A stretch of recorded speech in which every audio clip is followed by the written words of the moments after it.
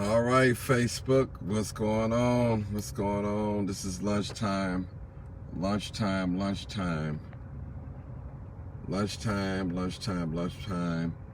Thank you for chiming on in, coming on in.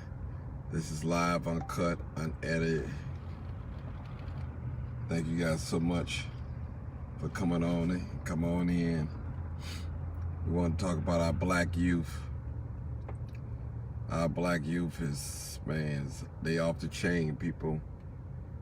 And I love our black people. But our black youth is off the chain. It's off the chain, people. Come on in. Miss Beasley, I see you. Good afternoon. Good afternoon. Janet, what's going on? I see you. Haven't seen you in a while, Janet. Happen? Yeah. All right, people. Our black youth, we're at lunch. This is a lunch break for those of you on lunch and things like that. I'm gonna try to make it quick as possible.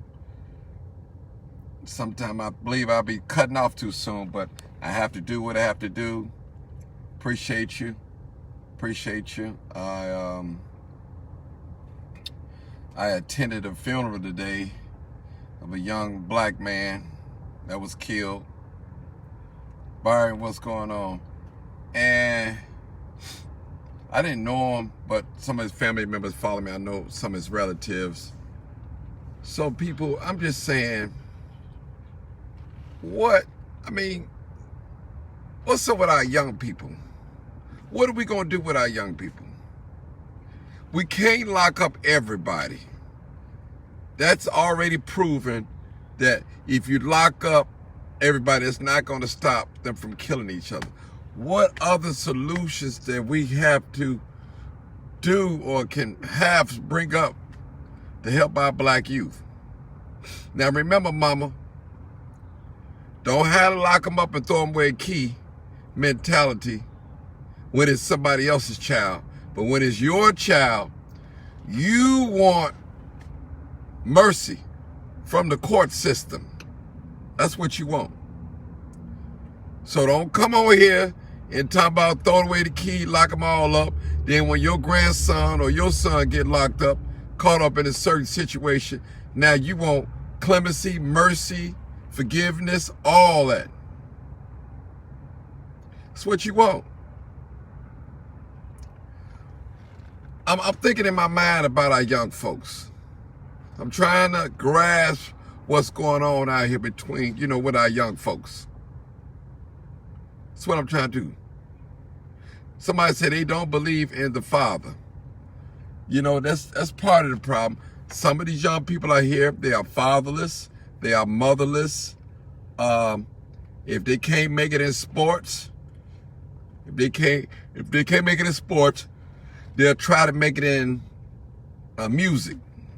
If they don't make it in music, they become a killer, a shooter.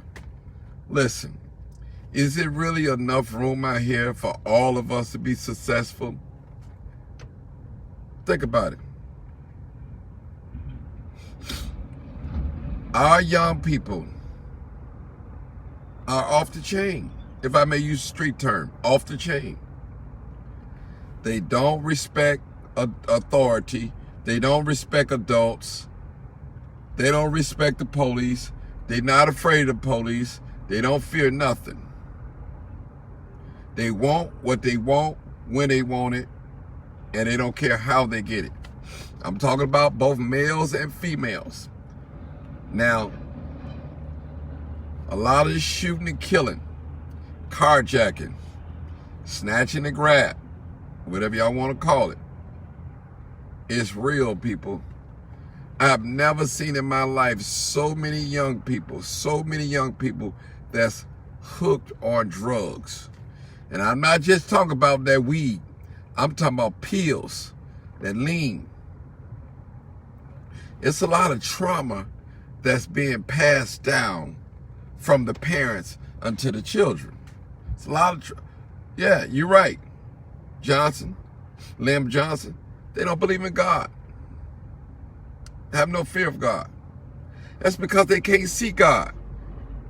Their parents talk Jesus, God, but they doing something else. Listen, parents, if you're putting more focus on having a relationship than on your children, you better check that.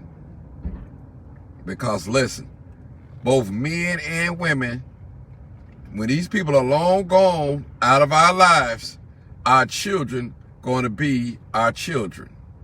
I'm telling you, ladies, we're entertaining. Not we, but you guys are entertaining the wrong ones. Trust me. Well, Martin, if they ain't gay, they ain't dead, they in jail, we only got a few men. And that's probably true. That's probably true. That's probably true. Some women out here, you don't want no man. You want a shell of a man. But you want to run the show. You want to call the shots. And that's not going to happen with an alpha male at all. An alpha male might not even have a car. He may not even have a job. But you're not going to take his masculinity away from him. You're not going to do it. T.K. Nelson said they raising themselves. That's true. Along with the cell phones, along with the videos, the video games, they raise themselves. Listen, as parents, I'm talking to us now, we should have talk with our children about sex, about drugs, gangs, all those things, bullying. We need to have a talk with our children. Listen, I ask a lot of you parents, when was the last time you checked your son and your daughter room? When the last time you looked on their social media? When the last time you looked at their telephone? Some of us, we don't pay no attention to their telephone.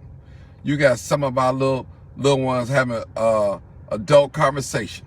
They ain't number 14, 15. You allowing them to wear all this weave. You allowing them to get tattoos all over their body. Trust me, if a woman get a tattoo on her chest, she wants the world to see it and know it. If she get a tattoo on her back, she wants somebody to see that tattoo. She's just not getting that tattoo just to have it and cover it up. That's right, internet. Nikki Lewis is raising them too.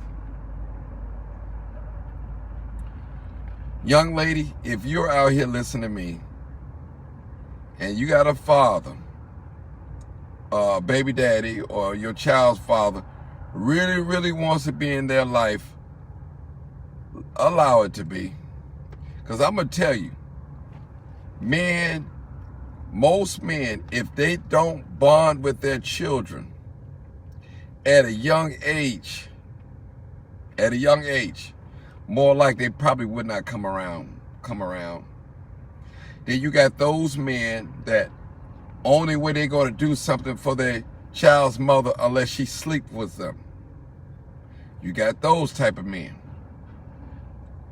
Then you got those type of men, if the baby mama moved on and got another man and it seems like she happy, the child fathers get jealous and he don't want to do nothing. He don't want to do anything. You got those type of men. Then you got those type of men that like to put their hands on a woman. They want to whoop the woman like she's a little baby, a child or something. You got them. Then you got those type of men, they think because they smoke weed with you every day, they don't have to pay no bills. Give you sex, smoke weed, roll up with you every day. They think they don't have to do anything. You got those type of men that only come around when they feel like being bothered, because they know that that's a door that's always going to be open for them, and you allow it to be. Any woman allow anybody to mistreat her and still continue to be in the same relationship, I ain't gonna blame the man, I'm gonna blame you. You got to get out enough. Sometime you got to leave everything, woman, everything, and just walk away and start all over, just to get to a safety. A safety. You got to be safe. You got to have that peace of mind. And we should not, women, let me say something to you now. I got on the men. We should not be using, women should not be using their little sons and daughters as pawns. So if the baby father is not acting right or doing what you think he should be doing, now he cannot see his seed, his son or his daughter. That ain't right. It ain't right. Well, you say, well, Martin, I don't want all these strange women around my son and my daughter. Well, he should feel the same way. He shouldn't want all these strange men around his son and his daughter. That should go both ways. Listen, ladies, let these men see their babies. Let them communicate with their babies. Even if you got to do a supervised visit. All right, meet us at McDonald's. You can't take them nowhere, but you can talk to them and interact with them. Just give them something.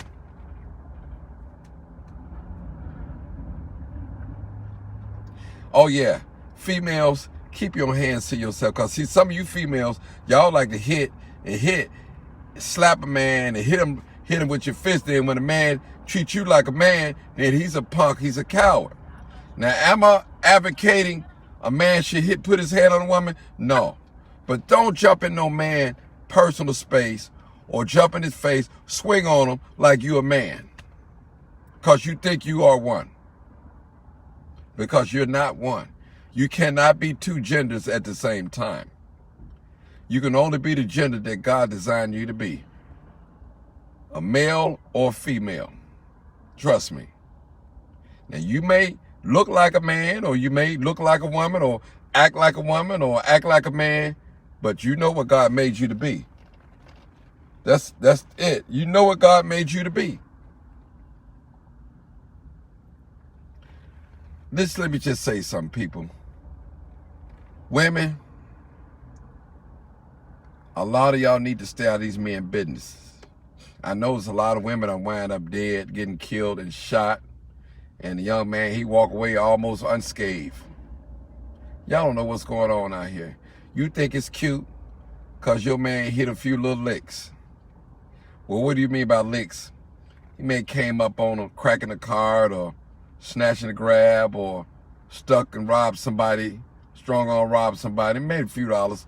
But that's not guaranteed. That's not going to happen every day. And that's risky. Because if you stick up the local dope man, and he recognizes your walk or your dress or your footing, the way you walk, he knows you. And I want to say to my drug dealers out there, that's poison the community out there. This is what I want to say to you. Now, you know, you out there poisoning the community, selling these ecstasy pills, these mollies, selling all this weed and all this other stuff. Wouldn't it be wise for you to give some of that money back and help some people in the community that you see is trying and they got great potential? After all, their mom is spending all the money with you and the children are lacking. Just think about it. If you sell drugs, if you're successful, if you consider yourself a person that sells drugs successfully, why can't you invest some of that money back into the community, into some people? Adopt you 4 or 5 people and buy them some school clothes. Buy them some clothes. Look out for them. Now, I'm not trying to say groom them so you can have sex with them when they get older. We're not talking about that. We're talking about put some of that money back into the community. Do that. Some of these young folks, they have no control of what their parents do, buying drugs for you. But you know, that young person got picture day and they need some clothes, new clothes. You are, as a drug dealer, you ought to sponsor that. Say, hey, what's your daughter's size? I'm gonna go get some school clothes for them. Matter of fact, you come and go with me. Now, I'm not saying mamas give your sons and daughters to the drug dealer. I'm not saying that at all. But I believe every drug dealer should sponsor a back to school giveaway, some book bags, some clothes, or barbecue, or make it a fun day on the block where no drugs being sold, or rent some bouncy house and everybody can come outside the house and play for a little while. Keep your security.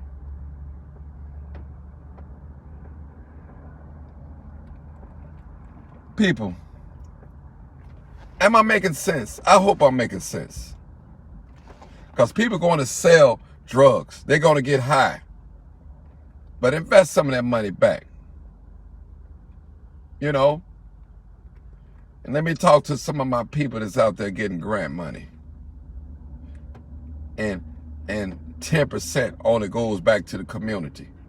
Now, people, when you get that grant money is not for you to go out there and have a rich and famous lifestyle, if I may say.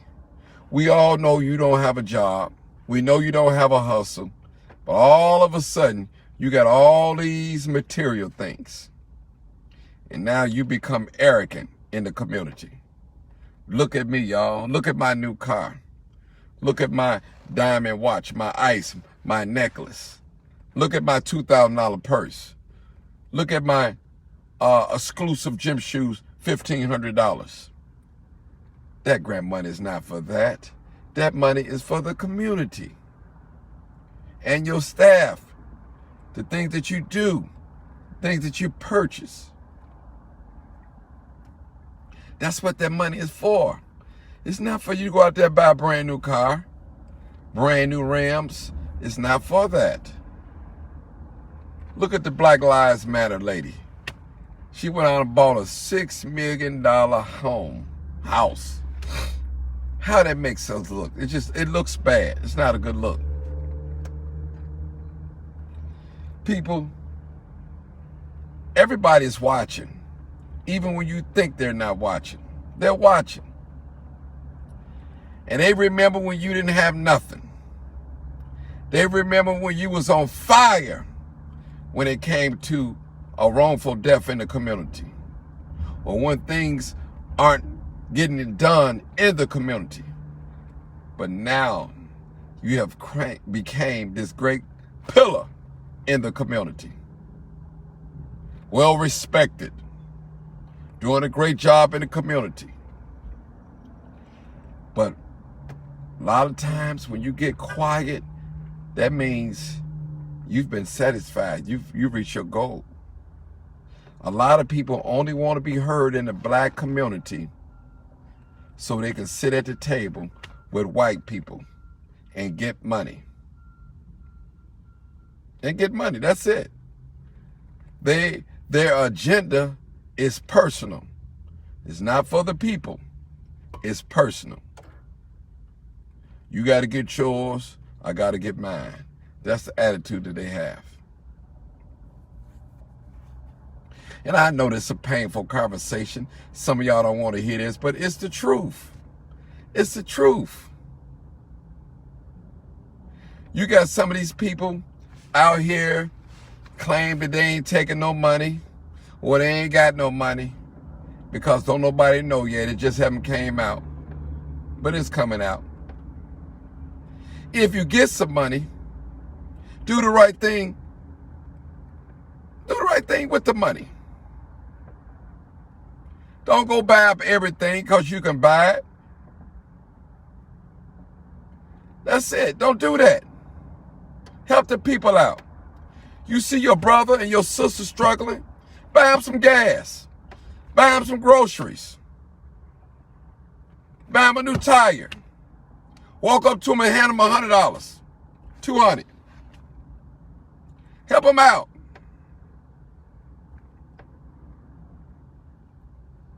Listen,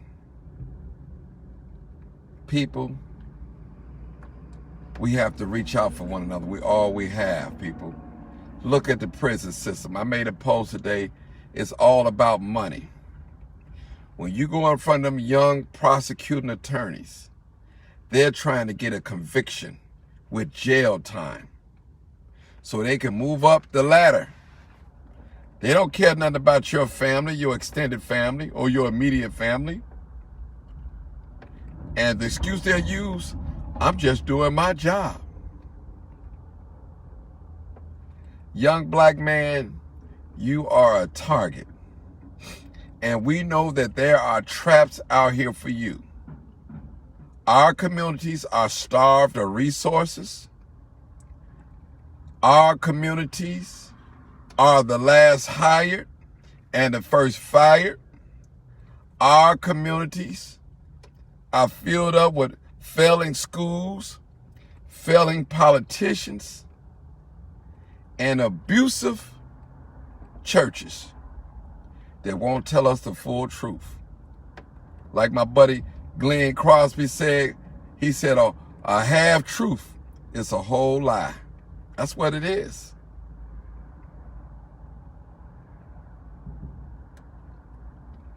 Listen, people always say money is right up there with oxygen. We cannot live without it. We need it to survive. We need it. You need it. I need it. We all need it. Let us start loving on one another. If we lock up every black youth, that means that's a whole generation is going to be gone, swept by the flood, taken by the flood. Every young person that's out here shooting, killing, carjacking, snatching and grabbing, taking drugs, they have a name. Especially if they look like us. They come from us. When I go to a funeral and I look in the casket and I see a young man that did not live no time, had a short life, it angers me. It really does. Some of us, as adults, we don't like young folks because we feel like they don't listen, they hard-headed, they do whatever they want, and that's so true. But people, if we don't help our young people, what do we expect them to do? They're going to turn to the street. You got the gay bars waiting on them. You got the bangers waiting on them. You got the scammers waiting on them. You got the gangs waiting on them. You got the strip clubs waiting on them. Waiting on them to turn them out. You got folks that's going to introduce them to drugs. They're going to get turned out to the loud. They're going to get turned out to the wet daddies. They're going to get turned out to the pills, the Skittles. They're going to get turned out to the heroin, doing the lines, to crack. All these things are waiting on our black youth. Drugs, gangs, that alternative lifestyle, waiting on to turn them out. Turn them out. Gonna turn them out. And I always say, every parent nightmare is to raise a son and daughter for 18 years and a demon come along in one day and destroy everything that parent took a parent for 18 years instilling his or her child. Drugs are real. And I understand not all of us going to go to school. Not all of us going to be lawyers and doctors, and I understand that. Some of us going to choose the underworld. Some of us going to choose to be a drug dealer.